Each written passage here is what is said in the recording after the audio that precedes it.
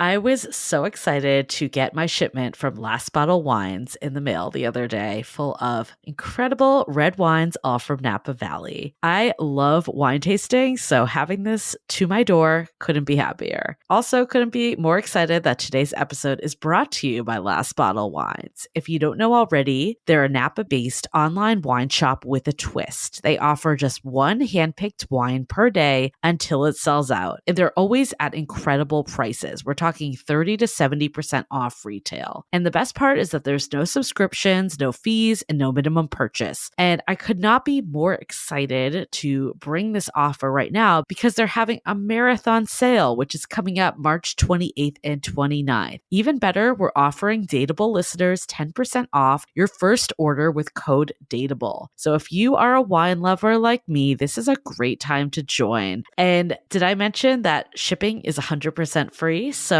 what are you waiting for? Mark your calendar for March 28th and 29th, or get on it earlier if you want. You can sign up at lastbottlewines.com and use code DATEABLE and find out why Last Bottle is the most fun way to discover and buy amazing wine. We are so thrilled to be partnering with Hinge. Hinge is the dating app designed to be deleted. As you all know, I'm a huge Hinge advocate as I met my partner of almost 3 years on the app. Even before meeting him, Hinge was always my go-to app because I met more relationship-minded people here and had some great dates. Clearly, I haven't been on the app for a little while, but I re-downloaded it to check out some of the new features. One that stood out to me was the voice prompt, my best friend's take on why you should date me, where your friend can hype you up. Not only does this make the profile creation less daunting, but it's not always easy to see your own green flags. So to test it out, I asked Yue some fun prompts to get her take on what I could put if I was dating again. So the first one, how long have we known each other? What was your first impression of me and how has that changed? Julie and I have known each other for almost 10 years. My first impression of Julie was that she's very social, but I've learned that she has a lot more depth to her beyond the social butterfly that she is. My next prompt, what do you think are my green flags? I would say she's deeply loyal. She believes in love, curious mindset, and she is fearlessly ambitious. And then last but not least, what kind of friend am I? Julie is the kind of friend who will always have your back, no matter what. Damn, that feels nice to hear. So download Hinge and try voice prompts today. Then find someone worth deleting the app for. Hi, I'm Yue Xu. And I'm Julie Kraftchick. We're active daters turned dating sociologists. Here to dive into everything modern dating and relationships. Welcome to the Dateable Podcast. Hi, friends. Welcome back for another bonus episode. This community is so incredible, and we can't thank you all enough. I'm just so grateful to have you all. It's like we talk about having a love army. I really think the Dateable community is our love army.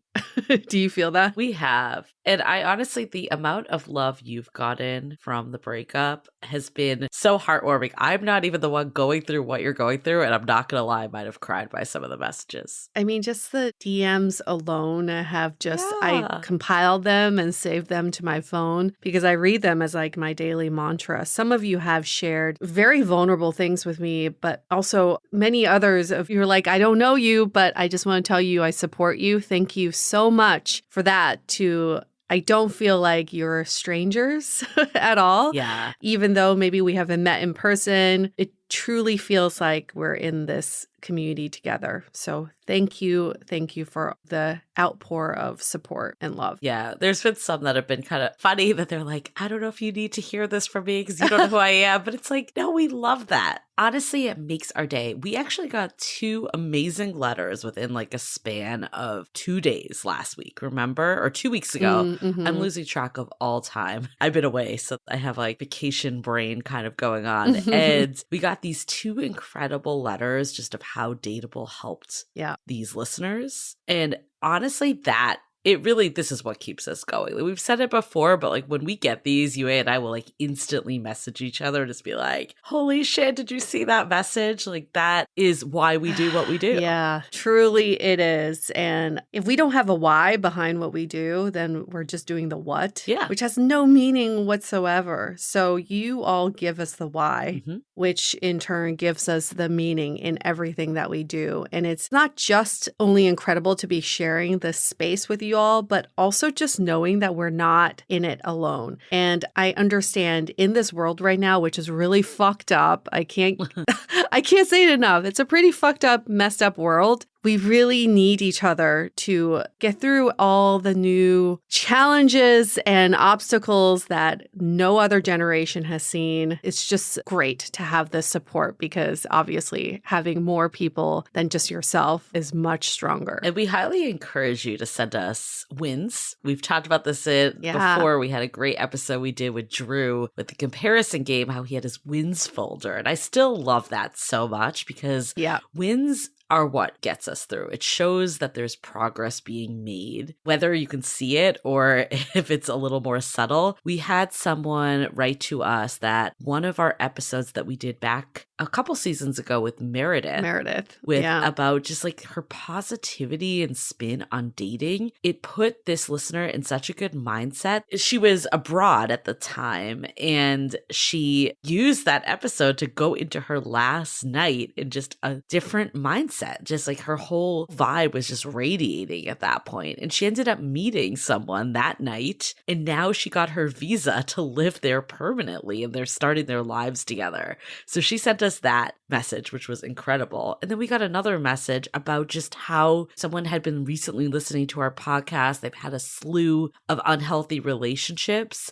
And this has helped them approach newer dates in just a totally different way. So it can be a very big span of wins. Anything is a win in our book if it's helping you feel better about yourself and get closer to where you want to go. I love that. It's so interesting where we catch you at what moment in time. And I understand because I re-listen to our episodes all the time and I learn something different each time that's relevant to what I'm currently going through. Yes. So because we do it, you can also do it too. Re-listen to old episodes. You never know what you take away from it. And the moment in time that we catch you at, and whatever message that resonates with you, it was meant for you. Like the universe truly delivered that for you. Really treasure that moment. You know, there's sometimes that like a guest would say something and I'm like, holy shit. That was meant for me. That was a message that was meant for me to know right now. Yeah, really think about that. The timing of the messaging is really interesting. And timing of other things are also very fascinating, as in Julie's 40th birthday that recently passed. Oh my God, the big 40.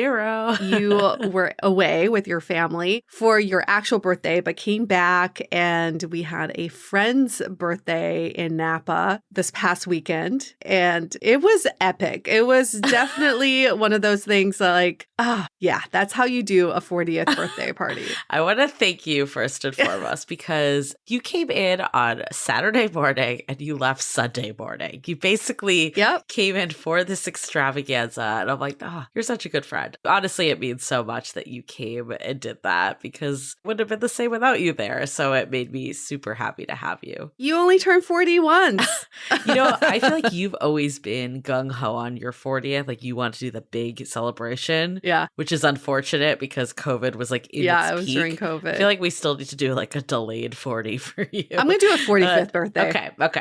But you've always been like really excited about this milestone. And I feel like I wasn't the same. And our friend, one of my best friends from college, Kate, I'll give her a shout out. She did an incredible job. We called her Captain Cake. She had Holy shit. the whole wine country extravaganza planned down to the T. But she had been texting me for a while. So she's my best friend since freshman year of college. So we go way back. She lives in the Bay Area too. Part of why I moved out here. So anyways, long history. And she was like, what are we doing for your 40th? And I was like, I don't know. This was like maybe 6 months ago. She was like on me about it.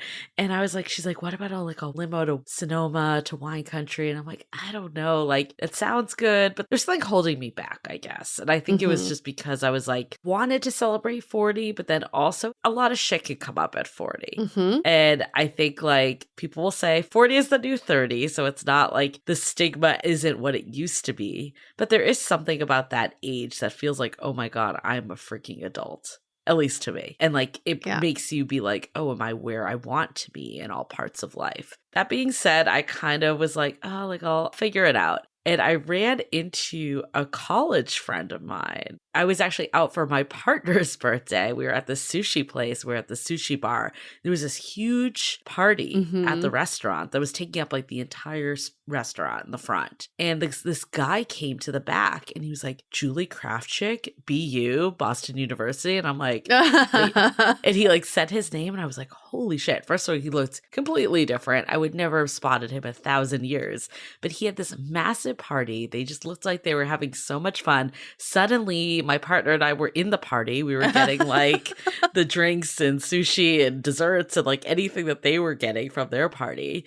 And I was like, oh, you know, I texted Kate the next day. And I'm like, I think I want to do a 40th. I think I'm ready. Yeah, that's the way to do it. Yeah, like you can embrace it and bring it in and be excited for this next chapter. It's like very similar to like a breakup, right? Like you could be excited for what's to come or you could be mourning what has passed. There's also an added layer to this. If you are unmarried without kids and 40, you spent the first fucking half of your life celebrating other people. That's true. So it's about time that people celebrate you. That's how I truly feel about your 40s. It's like, do you know how much money you've spent on other people by now? Yeah. Right? Now it's time for other people to celebrate you and spend money on you. I did feel like a little guilt about that. Like I felt like a little guilty about like people spending a ton on my party. But you're right. I didn't think about it that way. And this kind of felt like a bachelorette party a little. It did. It did. It was all women. Okay. We'll start with we're that. Like, guys, we don't need you. Sorry. We started at like 10:45 a.m. on Saturday,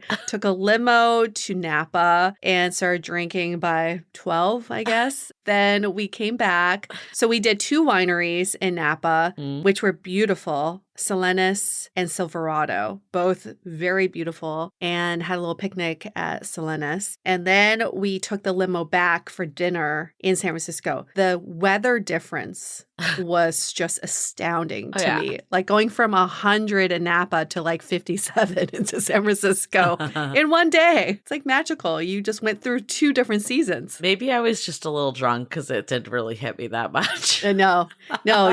Did you drink a lot? I wasn't keeping tabs on you, but were you drinking? I did. I mean, okay, so some of the group petered off. You know, dinner was a part. We lost a few people. 2 of the girls threw up by dinner. 2 people voluntarily left. 1 person had to leave mid-dinner, not on like plan. mid-bite. Yeah, she's like, I'm sorry, out. I have to leave. She did not look good. She threw up. 1 person booted and rallied. She came back. Yes. Strong. Yes, she came back did. real strong. She was there until like 2 a.m. I was okay, but then we went to this club. So UA had some friends meet up that you were staying with. Your friend Billy, we'll give him a shout out. So he brought some of his friends. Amazing. I love Billy. But they were like starting their night, which was kind of a weird place to be. At like 9 p.m. Yeah, they were starting their night. We had been out since 10:45. And we go to this club and there was a cover, even for girls, even at 9:30 p.m. Yes, we were there at 9:30 And it was empty. So we thought like for sure we wouldn't have a cover. So they were like, well, you guys could do a table. And somehow this got justified that this was a better deal, even though it's clearly not in any way. I think we were like I was at least trying to be clear that like there's a chance I'm not going to make it that much longer. But people wanted to do the table. So we got there and I think I had like 1 drink at the table and that's when it hit me. Yeah. Like I started to feel very ill at that point. And I'm like, oh, ill. Yeah. Okay. I was like, I need to go home. And it was funny because one of his friends was like, oh, are you going home to your man? And I'm like, yeah, but that's not why I'm going home. I'm not like going home for likes. Like I'm about to puke on you. So yeah. It's like it's not that.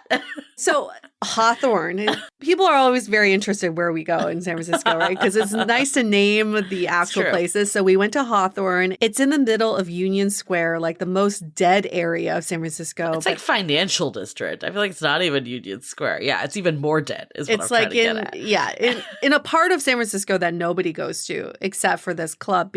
Why we love this club, which I haven't been to in years, is because they play hip hop music. They used to have a hip hop room. And most recently they switched it. So hip hop room is in the front as you walk in, and that they have like this smaller EDM room in the back now, which is great. Like get all the EDM people in the back tucked away. So we go for the music, but we also, I really like the space too, because you do get more elbow room. Like it's not like Raven, which is another club that we ended up going to after this one, where you just like shoulder to shoulder and smelling people's armpits all the time. I was fast asleep by the time you all went there.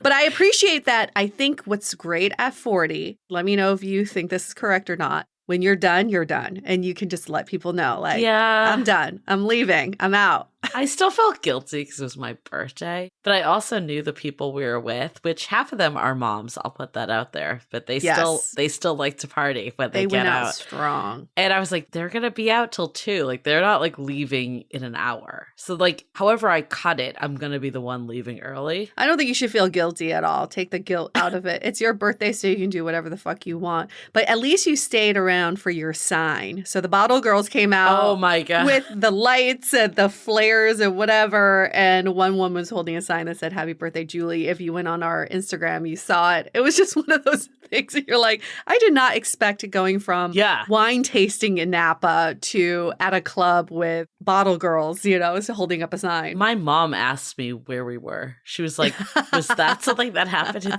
like Napa? I'm like, no. It's just, I joke too. I was like, oh, they conveniently left out 40 because it was just like happy birthday, Julie. And I'm like, they didn't say like happy 40th birthday, Julie out there.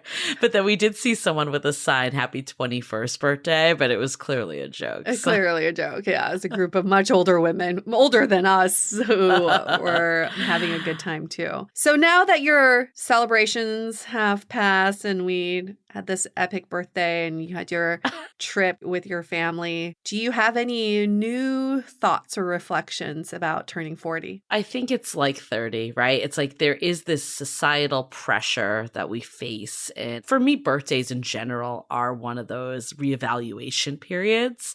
But of course, the milestone periods are going to hit a little harder. I learned from 32, like there's this anxiety I faced going up to it. And then once it's over, you're like, nothing feels different. And, my 30s were, I think, one of my best decades, better than my 20s. And I'm only hoping that 40s are better than my 30s. Like everything keeps going up. And it's funny because like I remember, so I was in Boston visiting family and I passed by this restaurant on Newbury Street in Boston where I had my college graduation party. Oh, wow. And I feel so bad for my parents. They threw me this really nice party. And I like cried the whole time because I thought my life was over. Like I thought like everything was going downhill. So dramatic, Julie. It was dramatic. Wow. I was like 22. I was like in the corner crying. I'm not kidding. Wow. I'm like really embarrassed saying this. But I'm embarrassed for you. What I've learned is that life only gets better. And I didn't have the wisdom. I didn't have the knowledge I had at 22. So I think there's something to be said about getting older. I really believe like older and wiser is an accurate statement. And you're just like more discerning about things in general. And you focus on what matters. Like you said, if you want to go home, you go home. You don't try to like make everyone like you, but you focus on the people that really freaking want to be in your company and are excited to be there for your birthday. Like your values shift a lot. And I think like there is a side of me, I'm not going to lie, that like still feels a little scared of like, okay, if I do want to have kids, like the time is ticking. That's like the one thing that is in my mind. But I do feel fortunate that I'm like going into this decade now with a partner that I feel like we're building a life together. And, I was like reflecting back. I put up this Instagram post about this is 40. I was like reflecting back on what I was looking for in a partner has changed so much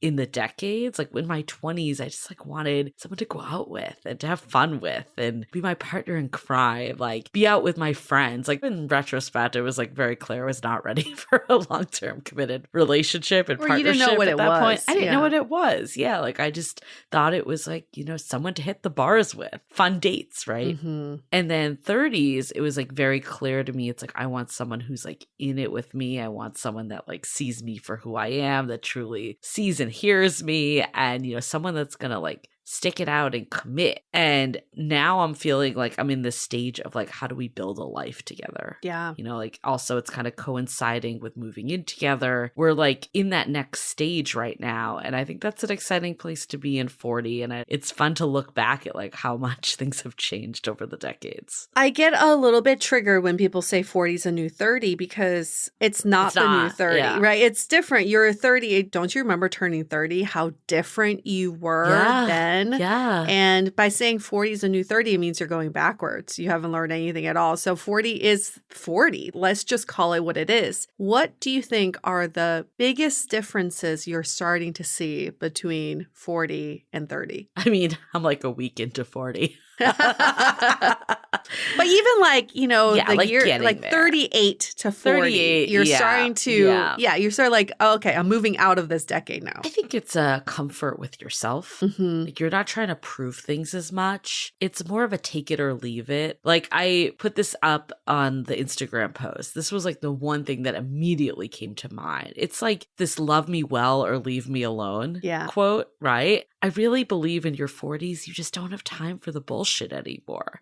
Like if someone isn't going to recognize the amazing person and partner you could be, then like, why are you trying to prove yourself to that person? Right. Like you want someone who can recognize it. And I remember even when I met my partner at 37, not being as like stressed out this time because of that. Like I was already in that place that I was feeling very comfortable and happy with my life, even single. Mm-hmm. And I remember actually talking to Kate, the one that planned this. Her and I met up like the next day after my date with him. And I just remember saying to her, like, of course, like if we're going to hang out again, it'll be great. But if we don't, like, I'll be okay too. Like it's not a big deal. Like, of course, like he seemed great and I want to get to know him more. But if for some reason, like he's not feeling the same or it just isn't jiving with where he is in life, like that's just how it is. And I'll find someone that isn't that way, right? That appreciates and can recognize a good thing when they see it. Luckily, he was able to be that person. But I think getting to that point, and I think in your 40s, you really start to get to that point. Don't you also feel like in your 40s, there's just such a disparity between what 40 is supposed to be like? Because this is the point in life where people really diverge. Oh, yeah. You know, like your friends, those with kids, those without kids, those who are divorced twice. Everyone's life looks so different now. And it's just going to look even more different in this decade. But in your 20s, everyone kind of looked the same. Yeah. In your 30s, your path is somewhat the same, but 40 is like that divergence. So I was actually really scared of this in my 30s. And I remember like being in therapy after I broke up with my most serious ex and I was heading into wedding season. This was the year when you had like the 6 weddings and I was in like 4 out of 6 of them. And I'm like, this is not the time to be going through a breakup. That's heart-wrenching, right? Yes. But it was beyond him. Like, of course, I was upset about him, but it was that I wasn't in the same place as my friends. That was like a big piece of it, that I was feeling like I was going to be left behind. And I think over the years, I actually learned to rectify that. I stopped caring if I was like the 3rd or 5th wheel. Didn't bother me by the end. And I think actually in my 40s, I was really scared of this with kids too. Like, oh, are all my friends suddenly going to just be too busy and do their own thing or make mom friends and leave me behind. But I've realized like that doesn't happen. Of course, like they still can make mom friends. Like I'm not going to say like they can't. Yeah. Like I can make other friends too. But I've learned that like even though we're in very different places at the end of it, like we have a friendship that's based on years. Like, you know, some of the people on that bus, like I've known for a long time, a decade, over a decade, you know, Kate, my best friend, I've known since freshman year of college. Like that's crazy. And it's like, she has 2 kids now, but at the core of it, like we still have so much in common and so much to learn from each other and discuss. And I think I like also made assumptions like, oh, people with kids like wouldn't have time for me anymore. And I've actually learned that like they need my friendship just as much as I need their friendship. So I think that yes, like people are on different paths, but I think at the core of it, like you can choose to see that as a negative or you can see it as a positive of like we're just learning from each other at different stages. Did you ever, when you were younger, picture what you'd be like at 40? Was it ever an age you fantasized about? So this is actually quite funny. So when I was back home, my partner and I was telling him about my bat mitzvah video. because my mom had put it on DVD. I was 13 at the time. This is when I became a woman, guys. Did you cry at your bat mitzvah too? Your life was over? I didn't.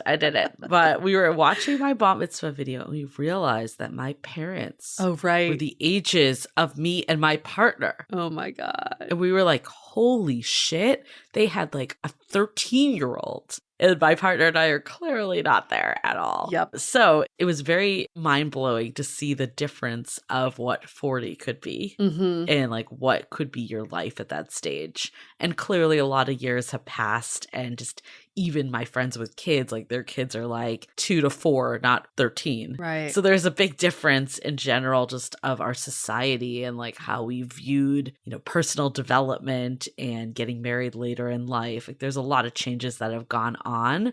But I think it's funny because I think of like someone 40 as like my parents, but that like isn't actually what it is anymore. Yeah, because if you even think about our friend group, we've got one side of the spectrum, 40-year-olds going to music festivals every weekend. And then we've got the other end of the spectrum where these parents of younger kids are in the thick of it. Like this is probably the hardest part of parenting right now, and they're going through that right now. So we've got the whole gamut. Then we've got the outliers of people who've like been divorced 2 or 3 times, or like the people who are trying to figure out life still. So we really have the whole gamut of life stages at 40. It's no longer just a one look. But what's interesting is like even the people that are parents in the thick of it, like we're out partying till 2 a.m. Right. at Raven. Right. So it's like you can have multiple identities also. Like I think in society, we just want to like cast people as like the single person or the mom or the divorcee. It's like that's not who you are. Like that could be a facet of your life. That could be a life stage you're in, but it doesn't define you. And I think we put so much definition. And I think that's why it's scary turning these milestone ages, is because there is like a painted portrait of what 40 should look like that you have in your minds. And if you're not fitting that, then you do feel like something's off or like off kilter or like what's going on. And I think there's no one portrait. Let's take a quick break to hear from our sponsor. This episode is sponsored by Via. We all know there are things that can help set the mood in the bedroom, but did you know a little THC could also do that? Yes, Via has developed a unique blend of pleasure-enhancing cannabinoids, libido-strengthening herbs, and a low dose of THC all into one mind-blowing gummy called High Love. This gummy, wow, it will awaken your senses, increase blood flow, and intensify any sexual experience. I've been pleasantly surprised by the High Love gummies because it is just the right amount of THC for me to have a good time without feeling sleepy. And hey, if THC is not your thing, Via also offers a wide array of other gummies without it. And everything legally ships in 50 states with discreet packaging directly to your door. So if you're over 21, you can get 15% off and a free pack of award-winning Dreams THC plus CBN sleep gummies with our exclusive code DATEABLE at viahemp.com. That's VIIAHEMP.com.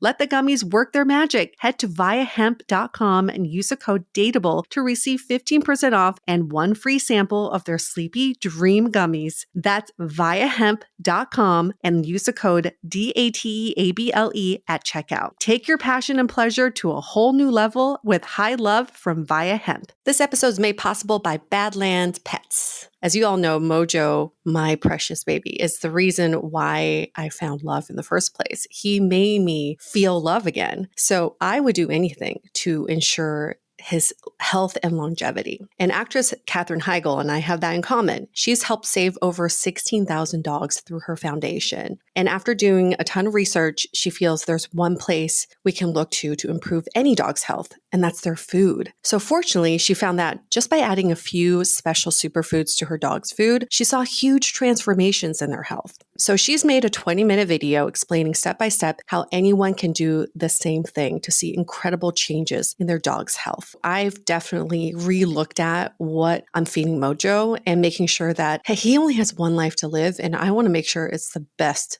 damn life. So if you want to keep your dog healthy and happy, go to badlandsfood.com/dateable and watch Catherine's video right now. Again, that's BADLANDSFOOD.com/DATEABLE. This episode is made possible by Armoire. Armoire makes getting dressed easy. With a clothing rental membership from Armoire, build the perfect wardrobe with brands that are high quality, unique, and recommended just for you. All you have to do is take a 5-minute style quiz and select items from your dynamic, personalized closet. The styles show up at your door in as little as 2 days. Then when you're ready for new clothes, just swap them out. Listen, I live in Southern California. There is absolutely no need for puffer coats or any sort of those winter jackets. But when I travel anywhere else in the world in these cold months, I'm often burdened with the task of getting winter clothes. And now with Armoire, I can just rent my winter wardrobe. It's brilliant. Right now, our listeners can give Armoire a try and get up to 50% off their first month. That's up to $125 off. Just visit armoire.style/dateable. That is armoire.style, spelled ARMOIRE.style/DATEABLE to get up to 50% off your first month and never worry about what to wear again.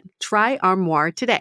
So I want to go through your Instagram post because it was so well received, even by people who are not in their 40s, who are now living with ADHD can be a challenge, and dating with ADHD is definitely a challenge. We've heard many of you say, but finding the right care and proper tools needed to succeed can be life-changing. Done is an online ADHD care platform that can get you all the resources you need to help manage your ADHD. Online visits, refills, and a 24/7 care team made for you. In just 1 minute, Done's online assessment can help kickstart your ADHD treatment journey. With experienced clinicians, worry-fill refills, and online visits, you can start getting personalized care as soon as today or tomorrow. So contact an expert team that can help you around the clock and get a personalized treatment plan just for you. Here's how you do it. Take a free 1-minute assessment and book an appointment with a licensed ADHD clinician as soon as the next day. Get continuous care, one-click refills, insurance coverage, and 24/7 care team support with Done for just $79 a month, and pharmacy copays as low as $0. Visit get.donefirst.com/podcast to learn more. That's get.donefirst.com/podcast to learn more. Done. Turn ADHD into your strength. As you know, I recently left my corporate job and I've been in total recovery mode, all about self-care. One of my new routines is the nighttime shower before bed. There's just something about washing away the day and that reflection that's been super helpful for me. I've been using one of our partners, Osea's Mega Moisture Duo. This combo body oil and body lotion are so freaking incredible. It literally feels like I'm at a spa. I realized that the secret is seaweed and other skin level ingredients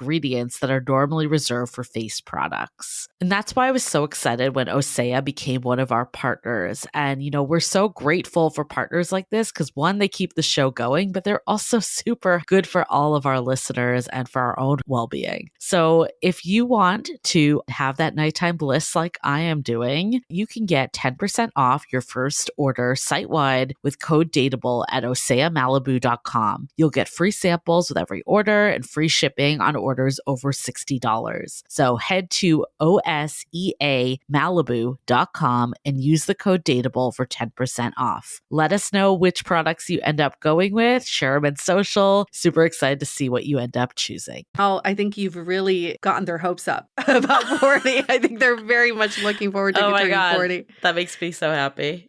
So we talked about love me well or leave me alone. You don't have to appeal to the masses, just who matters. We sort of talked about that too. Goodbye, ghosters, fuckboys, and breadcrumbers. Nobody got time for that. Maybe we can kind of expand more about that. If you were dating now in your 40s, what would be your mindset? Oh, I mean, if you're going to ghost me, like that says more about you than it says about me. I think it's just all these games, right? Like I feel like I hit this point maybe a little while ago, but before 40, but sadly not so before 40. And I've ever hit like, you know, this feeling of like, okay, I want a partner who's an equal that I can message when I want to. They're not going to be like, oh my God, they texted me. Yeah. You know, all these games. Like that's such bullshit at the end of it. And I feel like dating is meant to be a tool to find a good partner for you. But if you're playing all these games and trying to like win over people that aren't going to actually be good partners in the long haul, like what are you even doing at that point? Right. Like what's the point? So I had that revelation. I remember, even like a partner of mine, like someone that was a boyfriend, I would get anxious, like waiting for texts and like didn't want to be the one always initiating. And like looking back on that, I'm like, it was so clear that wasn't the right relationship for me, but I couldn't see it at that time. But I think now moving forward, if I was to ever date again, hopefully I don't, but like if I was, I would have no tolerance for that whatsoever. Yep. It's like only caring about the things that really matter. And if people don't step up to the plate, why are you wasting your time with them, right? And yeah, there's just no time for that. For so long, I'd say, especially in my 20s, I felt this like need to win. Like to win affection. When someone told me like they didn't want to be in a relationship, it made me try harder. Like there was this one person that, he was like professed his love for me. And then like the next week was like, actually, I don't want to be in a relationship.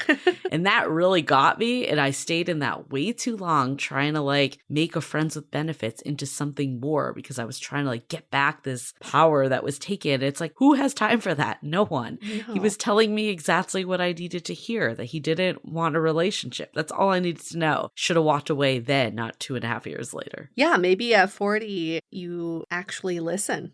I think that's a big one. Instead of reading between the lines, which is what we often did in our 20s and 30s. I'm not looking for a partner in crime. I'm looking for a partner in life. You did talk a little bit about this, but anything you want to expand? Yeah, I think it's just like in dating, we really go through this like date lens of like, are they fun? Is there chemistry? Did they take me to a nice restaurant? And I'm not saying that stuff doesn't matter, but like when you think about it, like that isn't life with someone. No. It's actually really ironic that like that's how we measure who a partner could be for us, because the criteria is like totally off. Like if you want a partner that you're going to have children with, like, does it really matter what type of restaurant they take you to? Like, it's obviously holistic. It's not just one or the other, but I do think like expanding out what makes a good partner is really important. Yeah, it's not really about the minutia of what they do. It's not about the activities they plan, which will flag this again. Many of you are stuck on the activities of dates, which truly don't matter in the long run. But it's really about character. And I think even in my 30s, I had a hard time judging someone's character. Yes. Because I was so influenced and distracted by the activities and how much fun we had on dates and how long we spent on each date. But character is that ultimate root of what makes a good relationship and compatibility. So judging character is probably where we're at in our 40s. Yeah, I remember in my 20s, like getting just so enamored by this guy that, you know, on paper had it all together, right? He was like in private equity and, you know, just very successful. And I've liked how he was the one that always planned like the restaurants. But then I realized like it only worked because he was doing it on his schedule. Like anytime I made a suggestion, he was not available or too busy. Yeah. I feel like society tells us like the man should lead. So we like view that as a pro. Yeah. But it actually takes away from like, what is it that I actually want in a relationship? Equality. That's not what it is at all. You know, we've been taught by society to be waiting ducks for so long as women. I mean, only in recent years we've been told to lean in. But lean in also means not waiting for shit to happen and not being a sitting duck. There is so much hope, though, for the younger generation. We keep referencing our 20s. People who are now in their 20s are not who we were in our 20s. I know. There's so much more hope for you all because if you truly get better with time, by the time you reach 40, you're going to be like light years ahead of where we are today. So there is hope. You are all so much more woke than we were in our 20s because you didn't grow up with like stupid Disney movies and rom-coms. Cosmopolitan. Although those Disney movies still persist. But they're not as bad. At least like there's It's the same ones. Little Mermaid. Like they're literally the same ones. I don't understand why they can't just make new ones. What's Elsa? Frozen? Like, yeah, that's a little different, right? We've got some different, strong female characters now. They're getting there. I don't know. It's baffling to me, though, like seeing my friends' kids and they still are like talking about the same Disney princesses. Oh, boy. So it's like there has been like a lot of steps forward in culture and society, but there are some of these tropes that persist. Well, one of them being Barbie. I'm so done with all the Barbie marketing. I'm so fucking done. Can we stop? I kind of want to see it. You do? Can we stop with all of, oh my gosh, it's like everyone on Instagram. But that's coming back. It's like they just like never can come up with new stuff that's more progressive in the long haul. Well, we are. You and I are going to do that. Anyways, we digress. There's no expiration date to fall in love. I think, honestly, this one is very pivotal. I feel like there's these milestones, 30, 40. Like, we've been told for so long 30 is that, like, do or die time. So that's the only reason I do like 40 is a new 30. I agree with you in the sense of, like, it is regressing and, like, let's just take the decade for what it is. But I do like that it's appreciated with modern times how timelines have shifted a bit holistically. That being said, I don't believe 40 is the last time that you could fall in love either. I think now more than ever before, people are coming in and out of the dating pool at all times. You no longer just get married and that's forever. Like, even if you did get married, you could get divorced. You could be on your second or third significant relationship. Like, you put up this post and have talked about it. Like, maybe we're not meant to do life forever with someone anymore. Like, maybe we're supposed to have these periods that we have different partners for different needs. So I think it's a good time more than ever before to not get so bogged down on the age and the timelines. For sure. Yeah. For anybody who feels like, oh my gosh, I'm approaching 40, I'm single, there are no prospects for me, that is okay. There's nothing to be scared about. It just means that you are working on yourself, hopefully. And so when that person does come along, it's going to be absolutely amazing and nothing short of amazing, because for so long beforehand, at least for us two, we settled for relationships that were less than amazing because you'd rather have somebody than nobody. Yeah. But as you get older, you're like, I'd rather be alone than be in the wrong relationship. And this whole thing about like, oh, there's less prospects at 40. Like, once you go on, there's no one on their dating apps, especially for women, because women get old and dry up and men only want people in their 20s. Who the fuck cares? Like, let them go for, like, if there's a guy in his 50s that wants to date only people in their 20s, let them. Is that who you want to be with? No. Let them. And, you know, we think more than ever, like, dating is not a numbers game. Like, I know people believe that. We do not believe that at all. I would rather have less prospects, but prospects that are viable prospects, the type of person that has the character that I want to be with, and let all these other people do what they need to do to get out of the way to find the better prospect. We hear of women over 40 all the time meeting amazing people. So if that's the mindset that you're in, I think a lot of it just comes from societal conditioning. And like, how do we just like stop believing that? Because like what we believe is going to be the truth. So how do we start finding evidence the other way? Absolutely. I was at a party a few weeks ago and this guy's like, he's in his mid-30s and he's like, I think women in their 40s are everything. They're women first and foremost. They have their own lives. They're not trying to like mold themselves into anything that they're not. And they're hot as fuck. That's what he's like, I only want to date women in their 40s. Like, great. Like if you're sitting around being like, I'm 40, like of course that person doesn't want to date you. But if you're like, I'm just who I am, like take my age or like whatever it is, then you're going to attract the person that vibes to who you are. Yeah. Doesn't matter how old you are. Any kind of fears with 40?